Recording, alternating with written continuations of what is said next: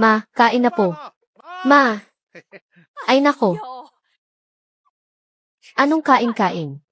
Nawawala ang anak ko. Kaninang umaga ko pa hindi nakikita. Ang anak niyo po. Nandito lang naman ako, Yung aso ang sinasabi ko. Yung bago kong alaga nakakauwi ko lang kahapon. Nag-alaga ka ng aso. Hay, sige na, sige na. Kumain muna tayo. Pagkatapos, tutulungan kitang hanapin. Hay nako. Puro pagkain na lang ang nasa isip mo. Ang mahal-mahal kaya ng bili ko dyan. Isa yang emotional support dog. Isa yang kaibigang aso. Parang tunay ko na siyang kaibigan. Hay nako. Ma, tandaan mo, sa lahat ng bagay sa mundo, ang pagkain ang pinaka-importante. Isa pa, itong karneng aso, itong pagkaing ito.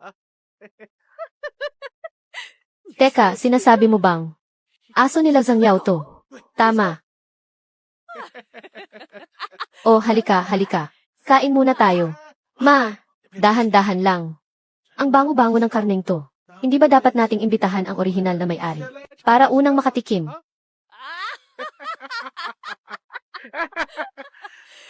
CJ. Ikaw na ang pumunta. Tawagin mo si Zhang Yao at yung abogado niyang bata. Sige po. Masusunod.